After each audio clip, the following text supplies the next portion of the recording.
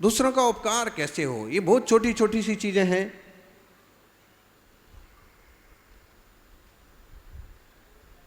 एक बड़ी दुकान थी, काफी सारा माल था। दीपावली का मौका होने से ढेर सारे दीपक भी वहाँ मॉल टाइप का था तो रखे हुए थे। तब एक ग्राहक आया चमचमाती गाड़ से,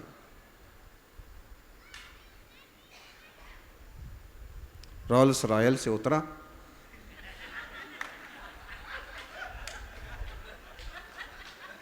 दीपक लेने के लिए आगे बढ़ा। बड़ी दुकान के नीचे एक छोटी सी दुकान लगा रखी थी, सिर्फ उसके पास दीपक ही दीपक थे। सादा सी गांव वाली वेशभूषा थी, तो उस पर गौर ही नहीं किया, वो सीधा माल में घुसता गया और उसने कहा कि दीपक, दीपावली का मौका है, दीपक चाहिए। अब बड़ी गाड़ी से भी उतरोगे तो दीपक तो जितना जैसा जैसा होता वैसे ही होता है,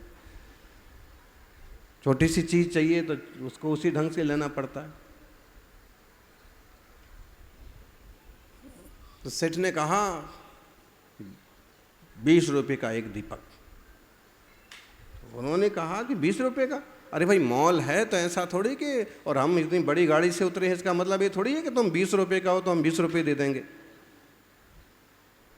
अरे दीपक तो 2-4 रुपये का आता है।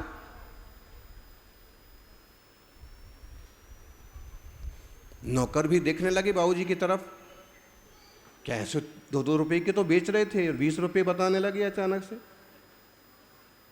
तो उन्होंने कहा नहीं 20 रुपये के मिलेंगे।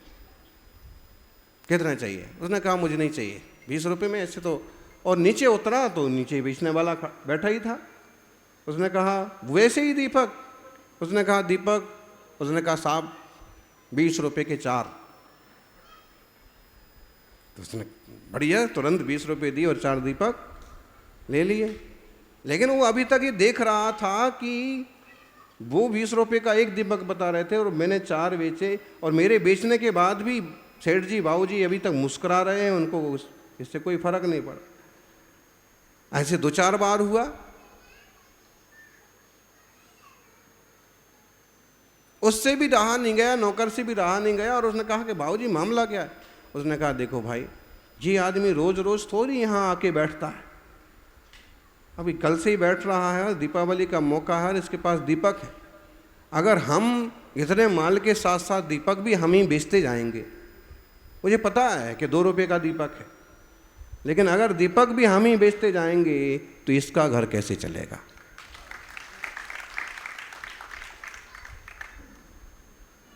यहाँ दीपक ना बेचेंगे कोई फर्क नहीं पड़ने वाला है, लेकिन इसके बिक जाएंगे तो इसकी झोपड़ी में उजाला जरूर हो जाएगा।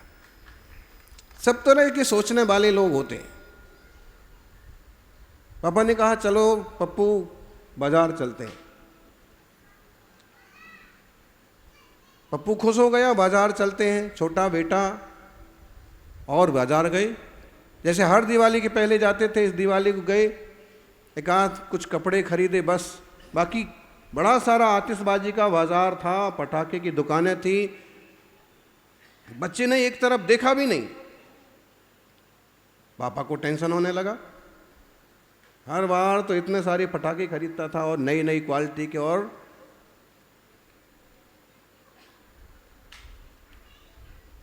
मोदी छाप, ट्रंप छाप, उसकी पूंछ में आग लगाओ तो वैसी आग लगी हुई है और ऊपर तक चला जाता है।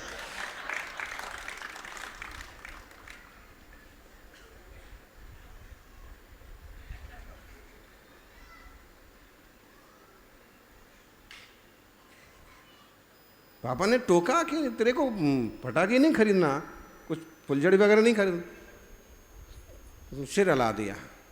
बाजार पूरा होने को आया तो उन्होंने कहा कि तुझे कुछ लेना हो तो ले ले, पटाखे ले ले, फुलझड़ी ले ले, जो है लट्टू ले ले, ये ले ले। वो उसने कहा कि पापा आप मुझे कितने रुपए की दिला सकते हो? उन्होंने कहा कि देख भाई इस बार बोनस भी बढ़िया मिला है, कमाई भी बढ़िया हुई है, मैं तुझे 5,000 रुपये तक की दिला सकता। उन्होंने कहा 5,000? पप्पू ने कहा कि आप 5,000 रुपये मुझे दो। वो चिंता में पड़ गई कि 5,000 का क्या करेगा। 5,000 रुपये मुझे दो, ठीक है, अब वादा किया है 100 अपने हिसाब से खरीदने, तो उसने 5,000 रुपये ले लिए और चलते गए चलते गए चलते गए। एक मोड़ पर रुके और लिखा था अनाथाश्रम अनाथालय। वहाँ गए। पप्पू ने कहा पिताजी 5,000 रुपये अनाथालय के लिए, बच्चों के लिए, कमज़ोर लोगों के लिए दान करो।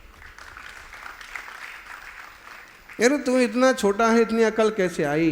उसने कहा महाराज जी ने प्रवचन में कहा था पटाखे जलाएंगे तो पाप होगा और किसी का सहयोग करेंगे तो पुण्य होगा।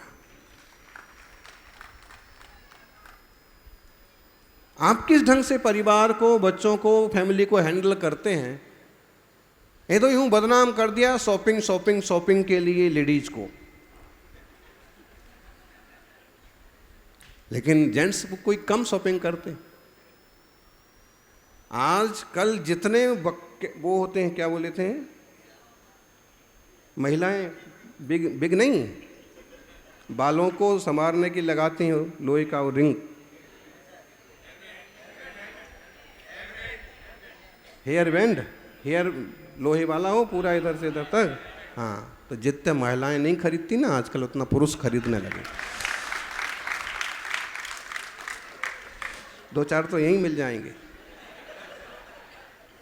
महिलाएं ने तो बंद कर दिया ना आजकल, वो तो यूं खुले रास्ते में कभी आपको मिल जाए अंधेरे में, दीपावली में मनाना मुश्किल हो जाए, बुखार आ जाएगा। जो भी है, मतलब ये है फिजूल के काम मत करिए, चाहे मातृशक्ति हो चाहे भाई लोग हैं, जितना जो कुछ जरूरी है और हमारे लिए नहीं किसी और को भी जरूरी है, तो दिल इतना बड़ा करो कि उसके घर में भी खुशियां मनाई जाए।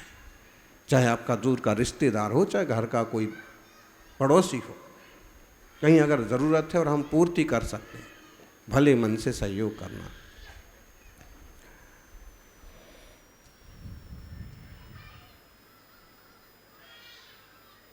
समाज बड़ी चीज़ है, परिवार बड़ी चीज़ है।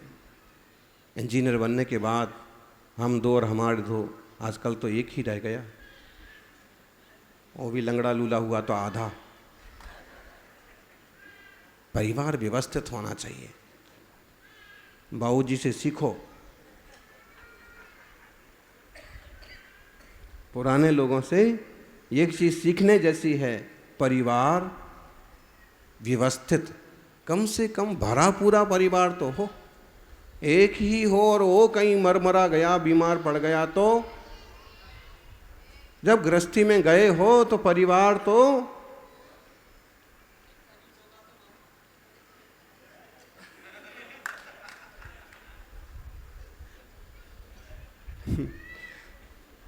बोले छक्का नहीं तो चौका तो लगाओ, मतलब है। खैर, अब आप 2 जने निकल पड़े और ज़्यादा से ज़्यादा एक, इसमें परिवार की खुशी नहीं है। ठीक है, आपको बिजनेस पर्पस, जॉब के कारण से इस टाइप से रहना भी पड़े, तो 30 त्यौहार पर अपने भरे पूरे परिवार में हफ्ते 15 दिन रहने का आनंद भी लेना चाहिए। संयुक्त परिवार समाज बड़ी चीज है। एक परिवार था, ग्रुप था, युवाओं का संगठन था, कमेटी थी। अचानक से कमेटी का एक आदमी गायब हो गया।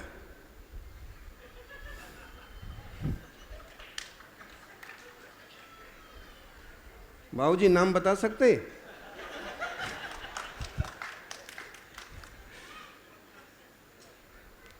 अब सोच में पड़ गए लोग, यार 5 दिन हो गए, 4 दिन हो गए, 3 दिन हो गए, लेकिन अभी तक मामला क्या है, किस बात का टेंशन है, किस बात का तनाव है। आखिर में 7 दिन बीतते बीतते ना बाबूजी ने विचार किया कि अब संरक्षक तो अपन ही है, अपन को ही देखना पड़े,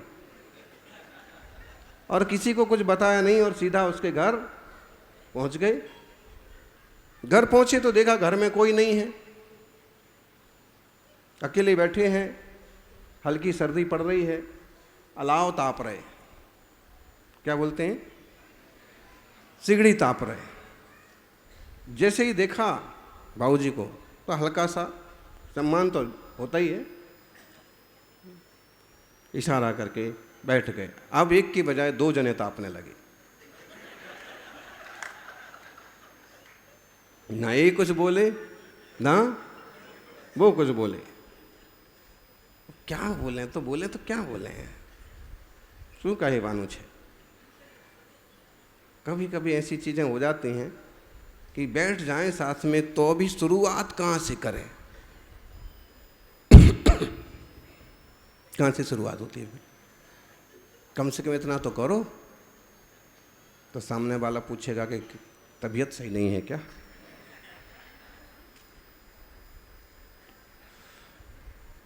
लेकिन कोई बात ही नहीं हुई। इतने बड़े अलाव में से, सिगड़ी में से, जलती हुई लकड़ियों में से बाबूजी ने एक लकड़ी उठाई, उस साइड में रख दी।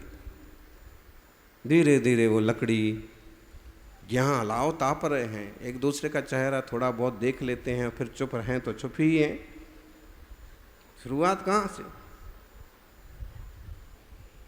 ये अबोला भी बड़ी खतरनाक चीज है। बोले रूठ लेना, लड़ लेना, झगड़ देना, लेकिन बैर कभी।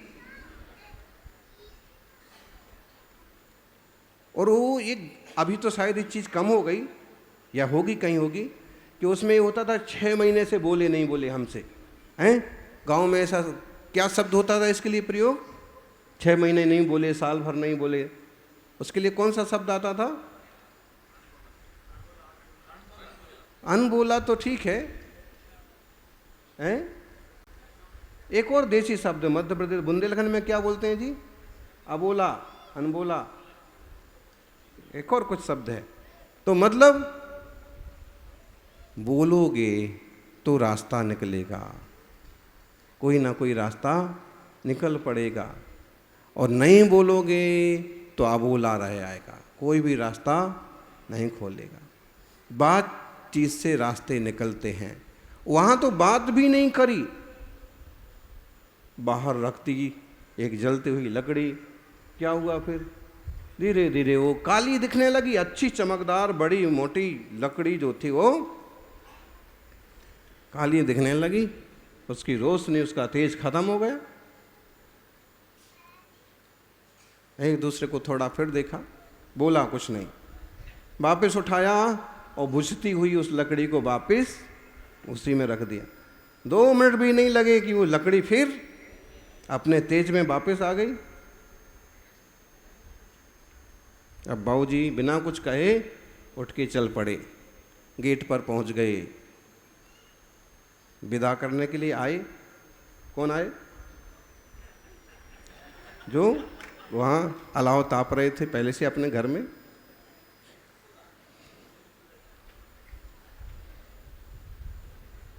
लेकिन जैसे ही बाबूजी अपनी गाड़ी में बैठ के जाने लगे तो उनने एक बात कही, बाबूजी ने नहीं,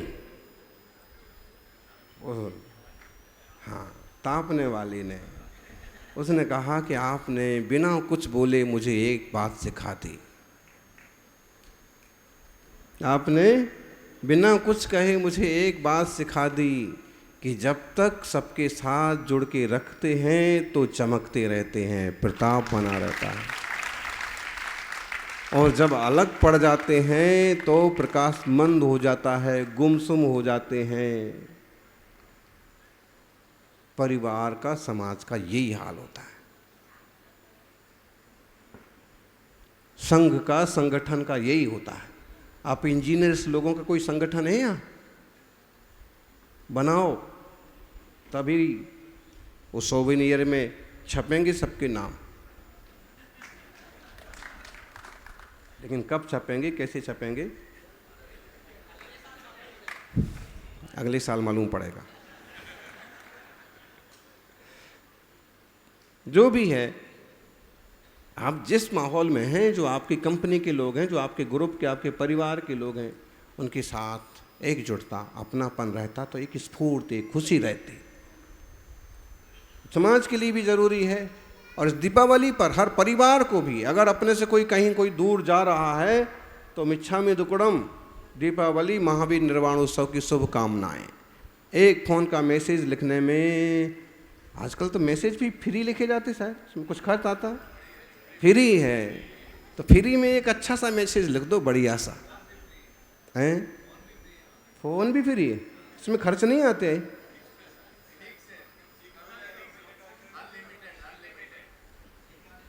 अनलिमिटेड जब है ही तो ऐसा ही मैसेज लिखो, अनलिमिटेड मैसेज लिख दो आप लोगों को।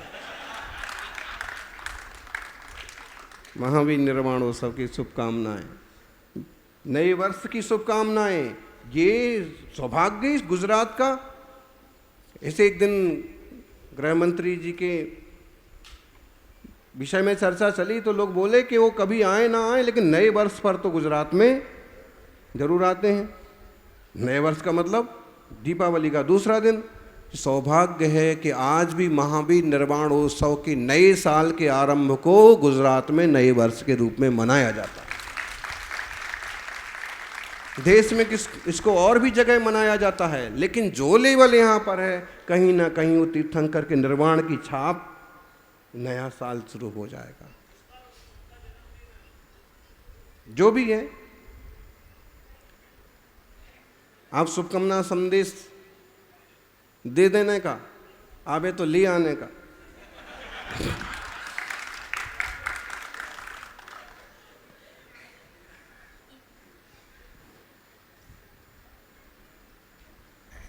समस्याएं, परेशानियां तो पार्ट ऑफ लाइफ हैं। कितना बड़े बन जाओगे आप, लेकिन समस्याएं, संकट, परेशानियां तो पार्ट ऑफ लाइफ हैं। लेकिन इनसे निपटना कैसे? This is art of life. होगा, उतार चढ़ाव आएगा, अपना ही कोई नाराज हो जाएगा, अपना ही कोई ज़्यादा खुश हो जाएगा। ज़्यादा खुशी भी अच्छी नहीं होती है। श्रीमती आज बहुत खुशी खुशी आपका स्वागत कर रही हैं तो समझ लो कि दीपावली का कोई आपको हाँ, बस अभी शॉपिंग की चलने की तैयारी हो रही है। तो बहुत ज़्यादा खुश होना कि बहुत ज़्यादा नाराज़ होना बुद्धिमानी नहीं है। अपने लोग हैं, अपना परिवार है, अपना समाज है, और सौभाग्य से एक जैसे विचारों के लोग, ऐसे जैसे एक जैसे सोच वाले लोग मिलते भी कहाँ हैं। आप art of life, art of living तो बहुत सीख लिया, आर्ट ऑफ लाइफ। और जिन शासन तो ऐसा है कि जीने की कला के साथ साथ मरने की कला भी सिखाता है। महावीर निर्वाणोत्सव क्या है? वो भी एक तरह का परम उत्कृष्ट समाधि मरण ही तो है। पंडित मरण इसे कहा जाएगा। और मुनिराज क्या करते हैं? उसी को जीवन में उतारने का पुरुषार्थ करते हैं, और अंततः कोई मुनिराज पंडित मरण, समाधि मरण कर पाते हैं। तो सोनो जीवन मंगलमय थाओ। जैन धर्म के उसूल, जैन धर्म के सिद्धांत ऐसा ना हो कि आपके आचार विचार गड़बड़ हो जाएं। कई बार धन आता है तो जीवन बिगड़ जाता है। धन आए, धन का सदुपयोग कहाँ करना, कैसे करना, इस तरह की सद्बुद्धि आपकी बनी रहे। किसी तरह का टेंशन, कोई विकल्प आए तो उसे कैसे मैनेज करना, उसे कैसे निपटना, इस तरह की प्रज्ञा आपको जागे। समाज, परिवार के प्रति आप अपने कर्तव्य और दायित्व को समझते रहें, यही मंगल भावना। महावीर भगवान के निर्वाणोत्सव महोत्सव की मंगल कामना। निर्वाण लाडू तो कल होगा, और कैसे होगा, सुबह होगा कि शाम को होगा, यह भी आपको मालूम पड़ जाएगा। चाहे बोलिए 24 तीर्थंकर भगवान की।